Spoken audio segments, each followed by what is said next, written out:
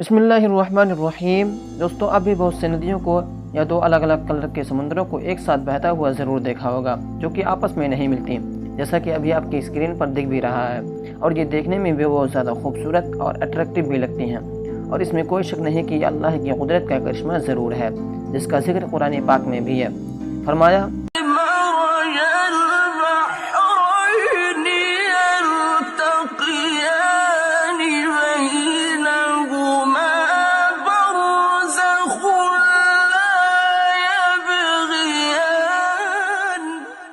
कि अल्लाह ने दो समुद्रों को इस तरह चलाया है कि उनके दरमियान कोई रुकावट नहीं, फिर भी वो एक दूसरे में दाखिल नहीं होते।